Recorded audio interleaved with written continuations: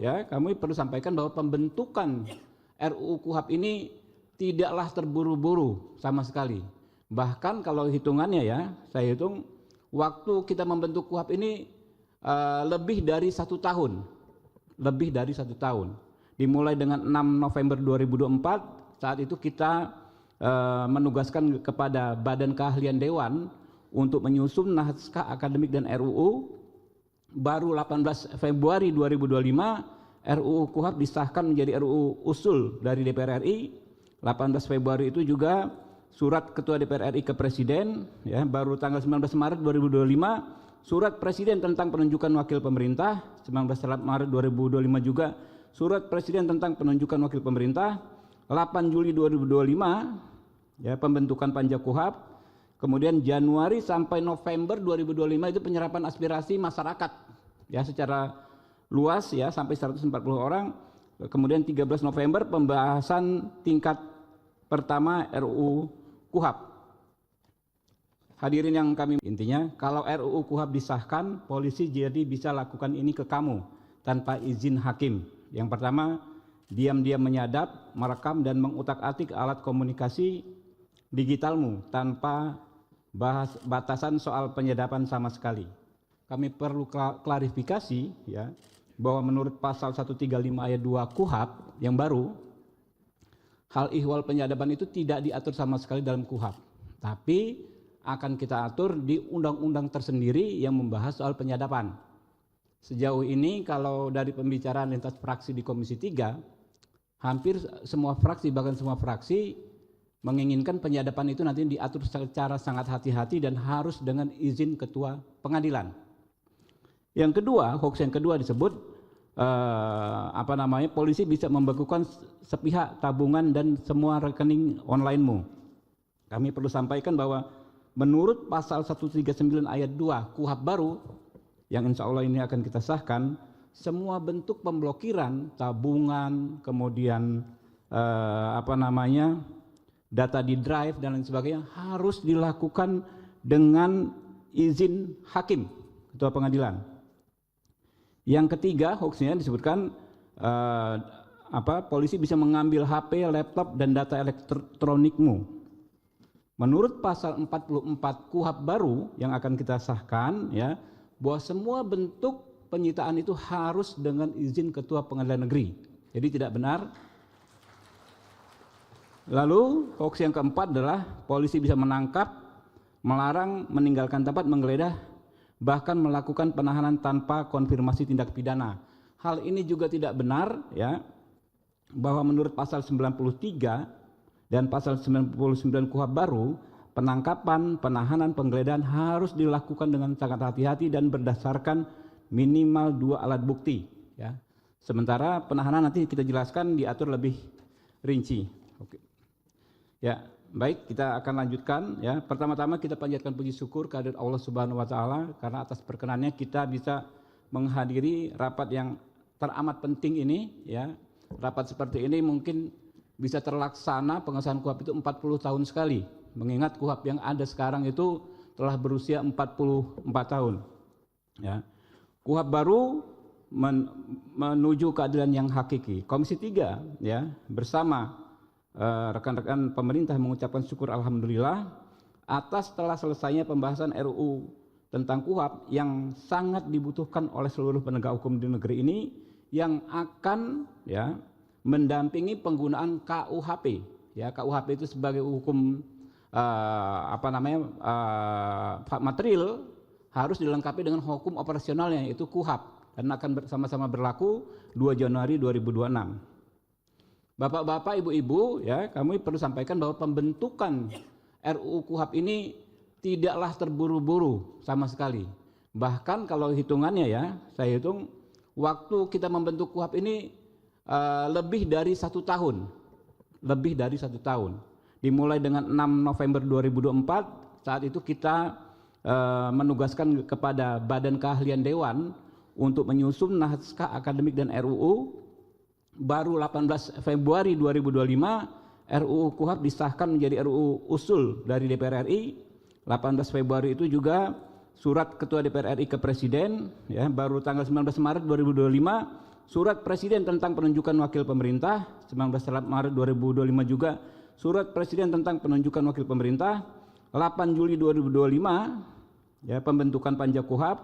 Kemudian Januari sampai November 2025 itu penyerapan aspirasi masyarakat ya secara luas ya sampai 140 orang. Kemudian 13 November pembahasan tingkat pertama RUU KUHAP. Hadirin yang kami muliakan ya, KUHAP ini dalam penyusunan KUHAP ini kami semaksimal mungkin berikhtiar untuk memenuhi apa yang disebut meaningful participation atau partisipasi yang bermakna. Sejak ya Februari 2025 Komisi 3 DPR RI telah mengunggah ya naskah RUU tentang KUHAP ke laman DPR Go.id dan melakukan pembahasan DIM secara terbuka. Kemudian telah dilakukan RDBU dengan setidaknya 130 pihak dari berbagai elemen masyarakat, akademisi, advokat, serta elemen penegak hukum. Lalu kita juga sudah melakukan kunjungan kerja ke Jawa Barat, Yogyakarta, Kepulauan Riau, Sumatera Utara, Sumatera Selatan, Sulawesi Utara, Bangka Belitung, Jawa Timur, Gorontalo, Sumatera Utara, Banten, Sulawesi Tenggara, Aceh, Nusa Tenggara Barat, untuk menyerap aspirasi masyarakat. Kami juga sudah menerima masukan tertulis dari ratusan kelompok masyarakat dalam kurun waktu 4 bulan terhitung sejak 8 Juli 2025. Bapak Ibu, kemudian seluruh fraksi dan anggota Komisi 3 DPR RI secara bulat menyetujui RUU KUHAP dilanjutkan ke pembicaraan tingkat 2 pada rapat paripurna. Bapak Ibu, ya, ada sedikit perbandingan antara KUHAP lama dan KUHAP baru. KUHAP lama ya, KUHAP itu pada intinya adalah undang-undang yang mengatur interaksi antara negara yang diwakili aparat penegak hukum dengan warga negara yang merupakan orang yang bermasalah dengan hukum. Ya. Di KUHAP yang lama, negara itu terlalu powerful, aparat penegak hukum terlalu powerful. Ada di gambar yang sebelah kiri ya, yang merah itu. Kalau di KUHAP yang baru ya, warga negara diperkuat, diberdayakan. Haknya diperkuat ya melalui juga penguatan profesi advokat sebagai orang yang mendampingi warga negara. Kemudian di KUHAP yang baru ini kita sudah melakukan akomodasi maksimal terhadap kelompok rentan ya. Dalam RUU ini kita mencantumkan pengaturan spesifik untuk kelompok rentan, penyandang disabilitas. Pasal 145 ayat 1 menjamin hak atas pelayanan dan sarana prasarana berdasarkan ragam penyandang disabilitas. Pasal 228 ayat 1 mengatur pengangkatan pendamping disabilitas sebagai juru bahasa. Selain itu, penjelasan pasal 236 pasal terkait alat bukti saksi mengenai hak penyandang disabilitas untuk dapat menjadi saksi walaupun tidak ia lihat sendiri, tidak ia dengar sendiri ya, secara langsung ya, penyandang disabilitas harus dapat secara bebas dan tanpa tekanan menyampaikan kesaksiannya untuk kekuatan hukum yang sama. Jadi gini, ada kekhususan untuk penyandang disabilitas dalam bersaksi. Kalau saksi orang biasa bukan disabilitas, dia harus melihat sendiri, mengalami sendiri, mendengar sendiri. Khusus untuk disabilitas, klausul tersebut tidak berlaku karena justru penyandang disabilitas memiliki kemampuan untuk mengenali seseorang atau melihat situasi tanpa panca indera yang ada pada orang yang tidak disabilitas. Kemudian hal kedua terkait hak perempuan, akomodasi kelompok rentan. Hak perempuan diatur di pasal 147 ayat 2 yang menjamin hak untuk mendapatkan perlakuan yang bebas dari sikap merendahkan, menyalahkan dan mengintimidasi, serta hak untuk mendapatkan pendampingan dan pertimbangan spesifik berbasis kerentanan dan kebutuhan gender. Hak lanjut usia, ya, hak lanjut usia juga diatur. Bukan hanya hak kelompok rentan yang di KUHAP lama nggak diatur, bukan hanya hak perempuan yang di KUHAP lama nggak diatur, hak lansia di KUHAP lama nggak ada, di KUHAP baru diatur. Ya, hak lansia pasal 148 ayat 2 menjamin hak atas pelayanan, sarana dan prasarana khusus.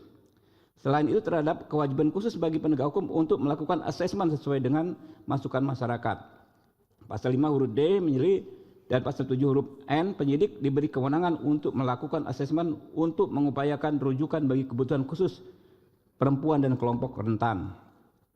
Nah, kemudian KUHAP baru secara spesifik ya mengatur larangan atau perlindungan warga negara dari penyiksaan, yang mana di KUHP yang lama nggak ada sama sekali, ya. Jadi kita bayangkan kalau KUHP lama terus berlangsung hingga saat ini, tiap hari akan ada korban.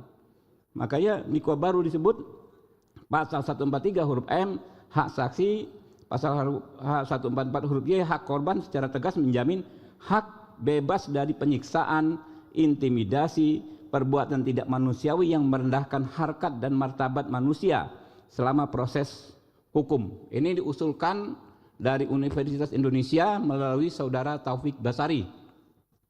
Selain itu, pasal 30 ayat 2 mengatur bahwa pemeriksaan direkam menggunakan kamera pengawas sebagaimana mekanisme pengawasan dan pencegahan praktik penyiksaan. Jadi dalam pemeriksaan menurut KUHP baru itu harus ada kamera pengawas. Jadi ini sangat memperkecil ruang terjadinya penyiksaan dan intimidasi.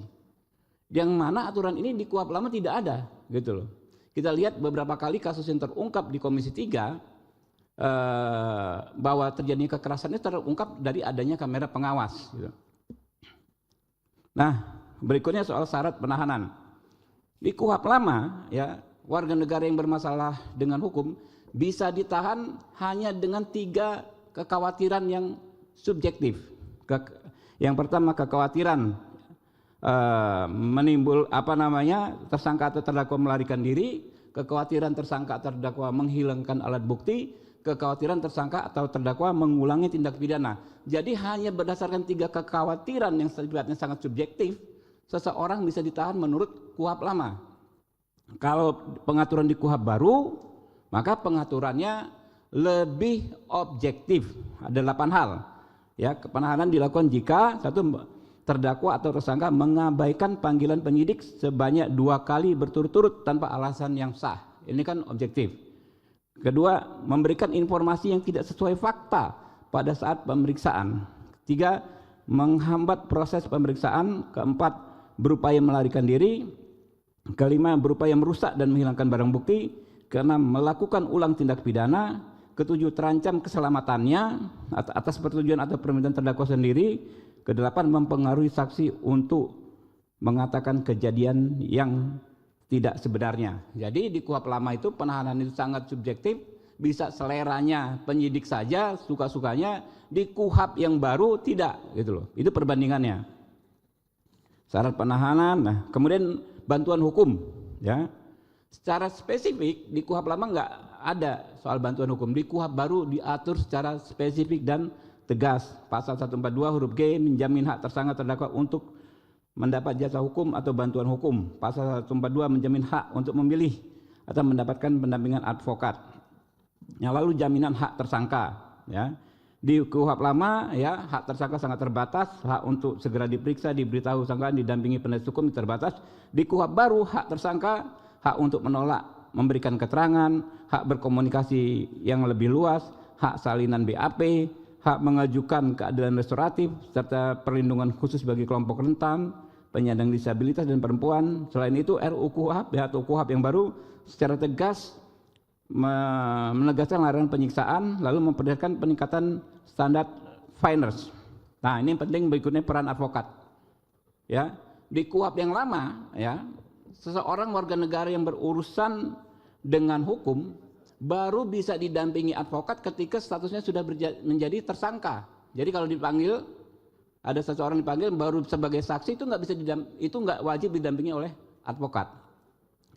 Nah, di KUHP yang baru, seseorang sejak awal bisa didampingi oleh advokat, bahkan ketika belum berstatus sebagai saksi, baru pemberi keterangan pun sudah bisa didampingi oleh advokat.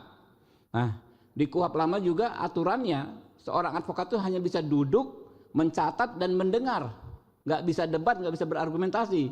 Sementara di KUHP baru advokat bisa. Satu yang tidak benar kita suarakan.